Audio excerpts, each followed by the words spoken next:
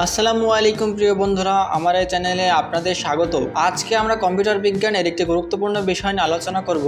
আজকের ভিডিওতে আমরা শিখব কিভাবে দশমিক সংখ্যা থেকে অক্টাল সংখ্যায় রূপান্তর করা যায়। এর আগের ভিডিওতে আমরা দেখেছি কিভাবে দশমিক সংখ্যাকে বাইনারি সংখ্যায় রূপান্তর করা যায়। তো চলো বেশি কথা না বলে শুরু করা যাক আজকের ভিডিও। দশমিক সংখ্যা, আমরা দৈনন্দিন জীবনে যে সংখ্যা ব্যবহার করি সেগুলো দশমিক সংখ্যা। অক্টাল সংখ্যা কম্পিউটার ব্যবস্থায় ব্যবহৃত একটি সংখ্যা পদ্ধতি যার ভিত্তি হলো ৮। প্রথমে আমরা কনভার্সন প্রসেসটা ধাপে ধাপে বলি, তারপর তোমাদের একটি উদাহরণ দিলে তোমরা বিষয়টা আরও ভালোভাবে বুঝতে পারবা। তো স্টেপ 1 হলো দশমিক সংখ্যাকে ৮ দিয়ে ভাগ করতে হবে। স্টেপ 2 হলো ভাগফল লিখুন এবং ভাগশেষকে সংরক্ষণ করতে হবে। তার মানে আমরা যে দশমিক সংখ্যাটা নিলাম সেটাকে ৮ দিয়ে ভাগ করার পরে যে ভাগফল এবং ভাগশেষ আসবে সেটা সংরক্ষণ করতে হবে। এখন তোমাদের মনে প্রশ্ন আসতে পারে, ভাই ৮ দিয়ে কেন ভাগ করলাম? ৮ দিয়ে ভাগ করলাম এই জন্য কারণ অক্টাল সংখ্যা পদ্ধতির ভিত্তি হলো ৮।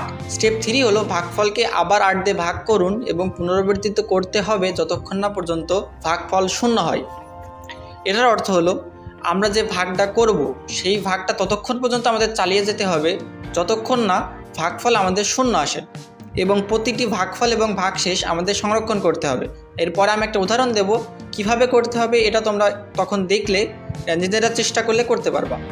তো স্টেপ 4 হলো সংরক্ষিত ভাগশেষগুলোকে উল্টোক্রমে লিখে সাজাতে হবে। এটা তোমাদের সবসময় মাথায় রাখতে হবে যে ভাগশেষগুলোকে লিখতে হবে এবং উল্টা ক্রমে সাজাতে হবে, মানে নিচ থেকে উপরের দিকে সাজাতে হবে। উপরের দিকে সাজিয়ে লিখলে যে সংখ্যাটি পাবো সেটি হলো অক্টাল সংখ্যা। তো চলো এবার একটা উদাহরণ দেখা যাক। চলো দেখা যাক 50-এর অক্টাল মান কত হয়। প্রথম ধাপ অনুযায়ী আমরা যদি 50-কে 8 দ্বারা ভাগ করি তাহলে আমাদের ভাগফল আসবে 6 এবং ভাগশেষ 2। তাহলে এটা আমরা সংরক্ষণ করি। যেহেতু আমাদের ভাগফল এখনও 0 আসেনি, তার মানে আমাদের আবার আমরা যে ভাগফলটি পেয়েছি সেটাকে আমাদের আবার 8 দিয়ে ভাগ করতে হবে। যদি আমরা ভাগফলকে আবার 8 দিয়ে ভাগ করি তাহলে আমাদের ভাগফল আসবে 0 এবং ভাগশেষ আসবে আমাদের 6। তাহলে দেখো এইবার কিন্তু আমাদের ভাগফল 0 এসে গিয়েছে। অতএব আমাদের আর এটা ভাগ করার কোনো দরকার নেই।